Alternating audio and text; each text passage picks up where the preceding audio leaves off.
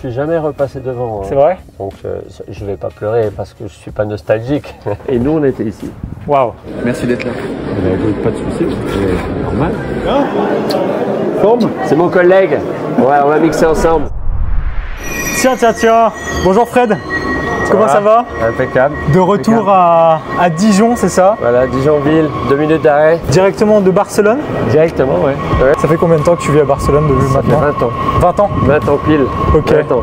Et alors ça fait quoi de revenir à Dijon? Toujours un peu de nostalgie ou pas? Venu une ou deux fois gentiment quand même, mais oui, il y a toujours un peu de nostalgie. Bah, c'est normal, tu vois, je veux dire, c'est quand même la ville où j'ai passé 35 ans de ma vie. N'est-ce pas? Si on se voit aujourd'hui, c'est pour une exposition. Est-ce que tu peux m'en parler un peu? Écoute, je crois que les petits de Risque Technet à l'époque sont mis avec la municipalité pour parler un petit peu de toute cette aventure électronique qu'on a vécue au cours de ces 20 dernières années, 25 dernières années.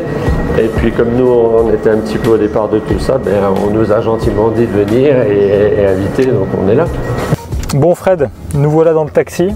Parfait. Direction le musée de la vie bourguignonne. Je vais pas te le cacher, moi je suis né en 1998, donc toute la période des années 90, techno, électro, je l'ai pas connue. Ça fait mal pour moi, tu vois, quand tu me dis ça. Est-ce que tu peux me raconter un peu cette période? Non, mais cette période, elle a été évolutive. Hein. On n'est pas arrivé comme ça du jour au lendemain. Nous, on a démarré en 84. Donc tu vois, en 84, moi j'étais déjà derrière le bar. Et puis avec le temps, ben, on a pris ce virage en passant par la New Wave qui a été un petit peu le démarrage de tout ça. Et on est arrivé sur les musiques électroniques à partir de 89-90. Et puis le gros du mouvement a été de 92 à 95, on va dire, où vraiment il y a eu une explosion énorme. Ouais. L'enfer, tu sais, c'est surtout le résultat d'une concurrence de discothèques ici qui a été énorme à un moment donné, puisque je crois qu'il y a au moins 15 discothèques sur Dijon dans les années 80. Il a fallu chercher des niches, et il a fallu se réinventer sans cesse. Et on a réussi à trouver un chemin un peu différent et qui a eu du succès, mais qui aurait très bien pu se planter aussi. Et l'enfer étant un petit peu le lieu de rencontre de tout le monde, effectivement on a eu tous les gens du spectacle, tous les gens de la musique et tout ça qui se donnaient rendez-vous chez nous puisqu'on était le lieu de référence. Bon, je crois qu'on a demandé gentiment à notre chauffeur de taxi de nous ramener dans cet ancien lieu. Ça te dit d'y retourner un petit coup? Écoute, on va passer devant. Tu sais que je suis jamais repassé devant. Hein. C'est vrai? Donc je vais pas pleurer parce que je suis pas nostalgique. Mais je suis jamais repassé devant. C'est beau. Ouais.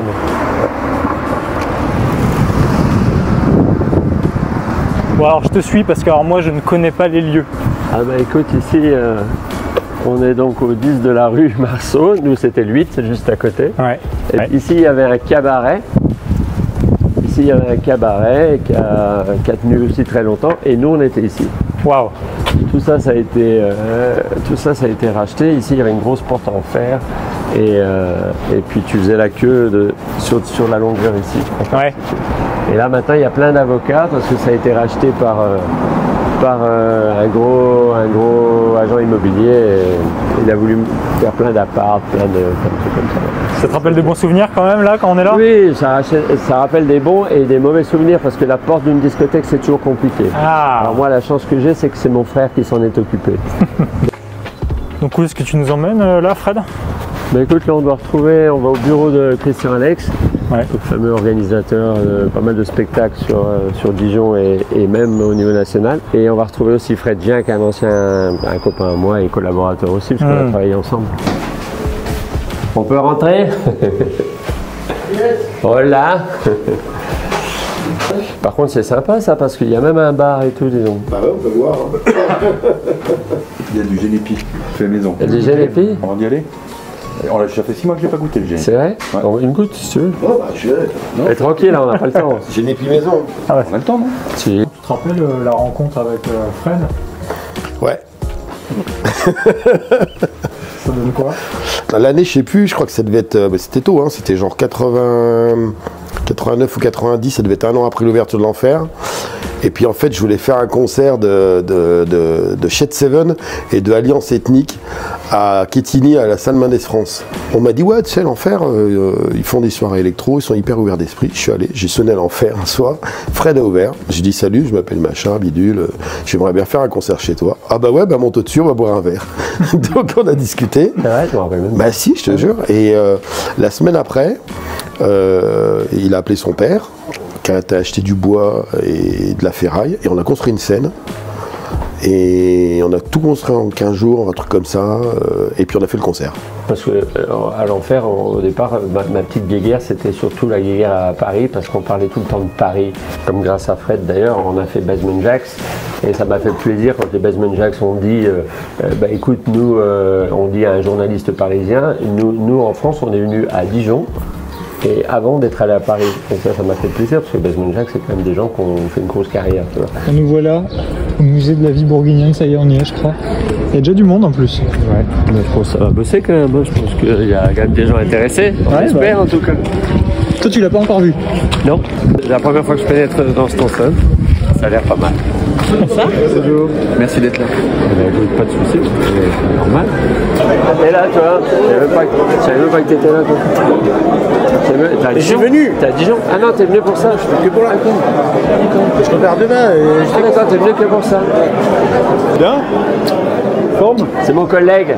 Ouais, on va mixer ensemble. C'est vrai? On fait un peu de promo, on en a besoin. Ah bah, on va les amis. OSD. On va mettre le bordel au Delirium Café.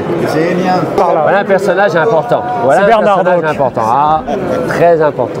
Ce que je te disais, j'ai acheté mon premier disque. Bah ouais. Bah, il en fallait un, donc c'est... Oh nom de Dieu. Donc, alors chouette lui, disque. il est plus barcelonais que moi, lui. Lui, c'est autre chose. Lui. Ouais, bon, il est un peu, un peu japonais dernièrement. Mais sinon, ça va?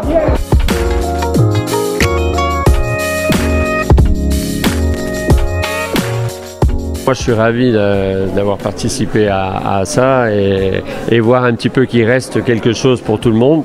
J'ai croisé des gens tous les 2 mètres, donc ça a été difficile pour moi de me concentrer sur tous les objets. Mais bon, ça me paraît assez représentatif de tout ce qui s'est fait dans la musique électronique depuis l'Enfer. Et puis après, le côté le plus fier qu'on a, c'est justement qu'il s'est passé des choses après tout ça et qu'il reste des jeunes qui soient adeptes à ce mouvement qu'on a peut-être lancé, mais qui a perduré. En fait, c'est le truc sur lequel je serais le plus fier. Voilà.